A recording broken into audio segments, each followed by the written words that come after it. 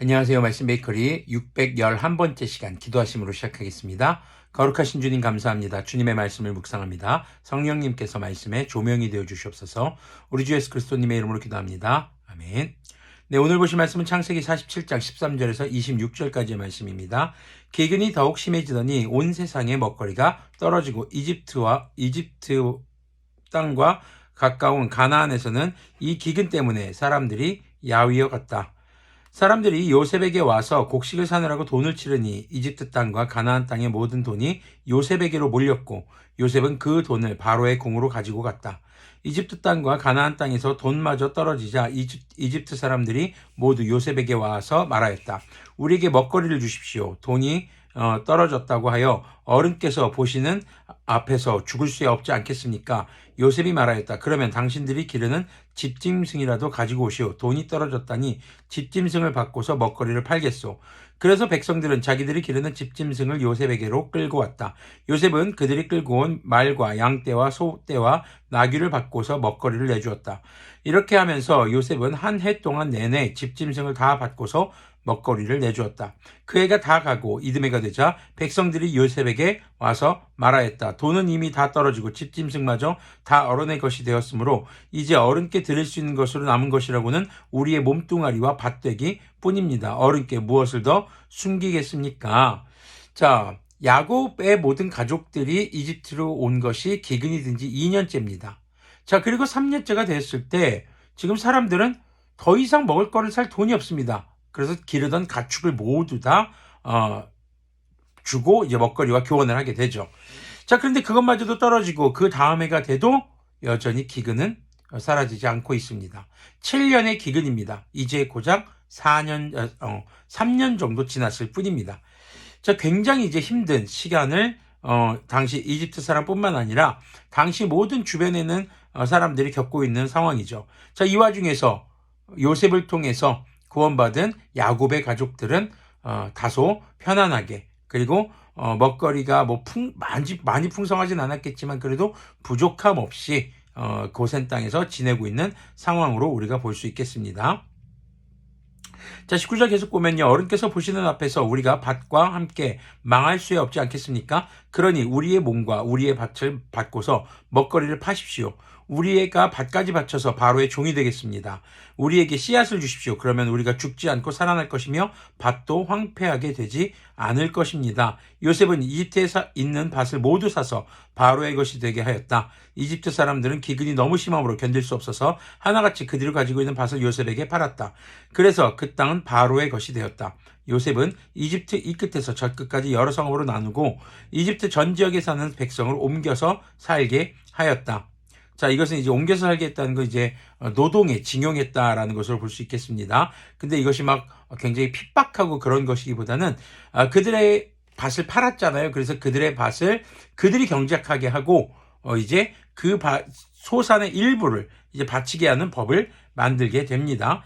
자, 그러나 요셉은 제사장들이 가꾸는 밭을 사들이지 않았다. 제사장들은 바로에게서 정기적으로 녹을 받고 있고 바로가 그들에게 주는 녹 가운데는 먹거리가 넉넉하였으므로 그들은 땅을 팔 필요가 없었다. 여기서 제사장은 주로 태양신 라를 섬기는 당시 이집트의 제사장으로 볼 수 있겠습니다. 아직 하나님을 섬기는 제사장이 이스라엘 사람들에게서는 형성되기 전이라고 볼 수 있겠죠.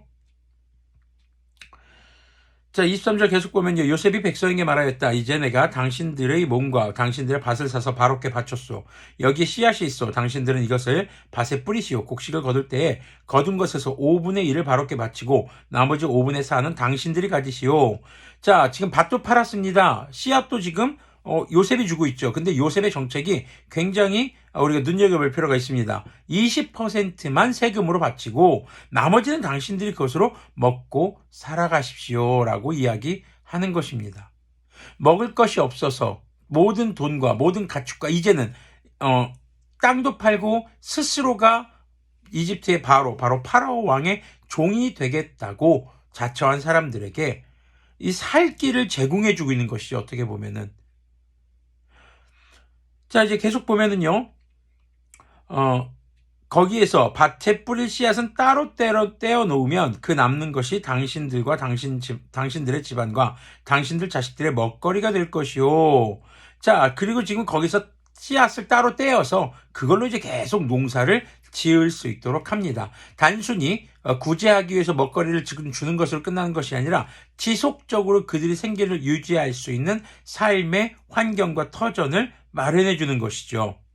25절 보면요. 백성들이 말하였다. 어른께서 우리의 목숨을 건져주셨습니다. 어른께서 우리를 어여삐 보시면 우리는 기꺼이 바로의 종이 되겠습니다. 요셉이 이렇게 이집트의 토지법 곧 밭에서 거둔 것의 5분의 1을 바로에게 바치는 법을 만들었으며 지금까지도 그 법은 유효하다. 다만 제사장의 땅만은 바로의 것이 되지 않았다. 자, 야곱의 이야기가 펼쳐지면서 갑자기 좀 생뚱맞은 이야기가 들어온 것 같습니다. 이 이야기가 이 위치에 들어온 이유는 무엇일까요? 지금 우리가 스토리를 잘 보면은 야곱과 야곱의 자손들이 이집트 왕의 배려를 받아서 고센 땅에 지내고 있는 것처럼 우리가 보일 수 있습니다. 그러나 정작 알고 보면은요, 야곱의 후손인 요셉을 통해서 이집트가 구원을 받았다는 사실을 우리는 간과해서는 안 될 것입니다. 만약에 요셉이 없었다면 이집트도 이 7년 기근에서 살아남지 못했을 거란 말이죠. 하나님께서 요셉을 보내셨고 요셉에게 꿈을 해몽하는 지혜를 주셔서 하나님께서 꿈을 풀어서 요셉에게 알려주신 겁니다.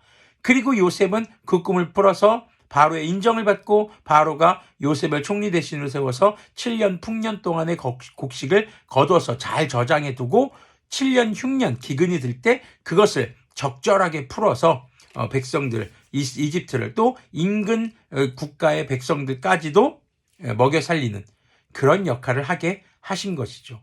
그러니까 지금 이집트 왕 파라오가 먹여 살리는 것이 아니라 이집트가 주변 국가를 먹여 살리는 것이 아니라 하나님의 사람 요셉과 그 요셉은 야곱의 자손이죠. 이 야곱의 가족들, 하나님의 거룩한 백성들이 곧 하나님의 지혜를 통해서 이집트 사람들과 그 주변의 사람들의 생명을 지키고 있는 것입니다. 그리고 그것과 더불어서 그들에게 누가 증거되고 있는 것입니까? 바로 이 꿈을 해몽하게 해서 이렇게 이집트의 식량이 떨어지지 않게 한 것은 하나님이구나라는 것을 이집트 사람 전체와 그리고 인근 국가에 있는 사람들, 곡식을 구하러 오는 사람들에게 전해지게 되는 것이죠. 바로 이 본문은 지금 야곱과 야곱의 자손들이 이집트 땅에 들어가서 야곱이 바로를 축복하잖아요. 자, 그 축복이 이루어지는 겁니다. 바로를 통해서 생명이 살아나게 되는 겁니다. 이집트 사람들의 생명이 유지되고 주변 국가의 생명의 소식이 전해지게 되는 것이죠. 바로 이처럼 하나님의 사람들은 하나님의 지혜, 하나님의 말씀에 순종함으로 하나님의 섭리를 통해서 이 땅 가운데서 생명을 살리는 사람들이 되어야 하는 것입니다. 의사만 생명을 살리는 것이겠습니까? 아닙니다. 진정한 생명을 살리는 것은 육체의 생명만이 아니라 바로 영의 생명, 우리 주 예수님의 이름으로 회개에 이르러서 주님과의 관계가 회복되게 하는 것, 바로 구원의 시작을 알리는 삶, 시작으로 접어들게 하는 삶, 바로 그것이 진정한 생명을 전하는 자들의 삶인 것을 우리가 기억해야 할 것입니다. 기도하겠습니다. 거룩하신 주님 감사합니다. 이집트 사람들을 살리시는 하나님을 바라봅니다. 그 도구로 야곱의 후손들, 야곱의 자녀들을 또 야곱을 하나님께서 사랑하신 것을 사용하시는 것을 우리가 바라봅니다. 주님, 야곱이 바로를 축복하였듯 이 땅의 그리스도인들인 우리들이 세상 가운데 주님의 복을 전하는 자들이 되게 하여 주시옵소서. 다른 것이 아니라 바로 주님과의 관계가 회복되는 진정한 영생의 영원한 생명, 우리의 영이 살아나는 그 생명의 소식을 전하는 그런 사람들이 될 수 있도록 성령님의 충만함으로 우리를 인도하사 주님을 사랑함으로 예배하며 그 생명의 소식을 전하는 선교자로서의 삶을 살아가도록 긍휼을 베풀어 주시옵소서. 우리 주 예수 그리스도님의 이름으로 기도합니다. 아멘. 네, 주님의 지혜를 가진, 주님의 말씀을 가진 우리들은 생명을 살리는 사람들인 것을 잊지 않으시기를 소망합니다.